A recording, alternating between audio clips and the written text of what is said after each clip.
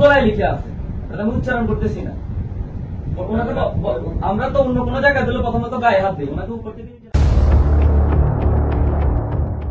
গুলশানে সাবেক এক নারী সংসদ সদস্যর বাড়িতে চাঁদাবাজির সময় হাতে নাতে গ্রেপ্তার করা হয় বৈষম্য বিরোধী ছাত্র আন্দোলনের সমন্বয়ক রিয়াদ সহ ৫ জনকে। এ সময় পুলিশ সদস্যের চাকরি খেয়ে দেওয়া, এমনকি হ্যান্ডকাপ পরানোর সময় থানা জ্বালিয়ে দেওয়ারও হুমকি দিচ্ছিল তারা।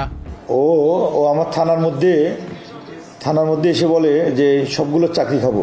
গ্রেপ্তারের সময় ওই বাড়ির দারোয়ান এবং অপারেশনে অংশ নেওয়া একাধিক পুলিশ সদস্য এসব অভিযোগ করেন।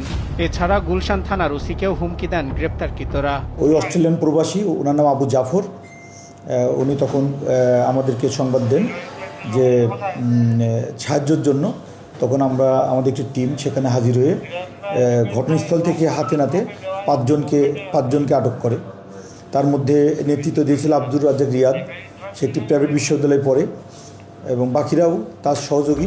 সমন্বয়ক রিয়াদের নেতৃত্বে গড়ে ওঠে চাঁদাবাজির মহাযজ্ঞ, আর এতে সহযোগী হিসেবে গ্রুপ বানিয়েছেন অন্য সমন্বয়কদের নিয়ে। রাজধানীর মিরপুরের শাহ আলী থানার ভারপ্রাপ্ত কর্মকর্তা শফিকুল ইসলাম সহ অন্যান্যদের সামনে বৈষম্য বিরোধী ছাত্র আন্দোলনের স্থায়ী বহিষ্কৃত সমন্বয়ক আব্দুর রাজ্জাক বিন সুলাইমান রিয়াদের হুমকির একটি ভিডিও সামাজিক যোগাযোগ মাধ্যমে ভাইরাল হয়েছে। লিখে আছে, আমি উচ্চারণ করতেছি না। আমরা তো অন্য কোনো জায়গায় দিলে প্রথমত গায়ে হাত দিই, ওনাকে উপর থেকে। খোঁজ নিয়ে জানা যায় রিয়াদের মূল বাড়ি নোয়াখালী জেলার সেনবাগ উপজেলার নবীপুর ইউনিয়নের ৫ নম্বর ওয়ার্ডের নবীপুর বাজারের দক্ষিণ পাশে। রিয়াদের বাবা ৮ বছর আগে রিকশা চালিয়ে সংসার চালাতেন, এখন দিনমজুর। রিয়াদও চলতেন আর্থিক কষ্টে। তবে গত বছরের ৫ আগস্ট সরকার পতনের পর বছর না যেতেই তার গ্রামের বাড়িতে উঠতে শুরু করেছে পাকা ভবন।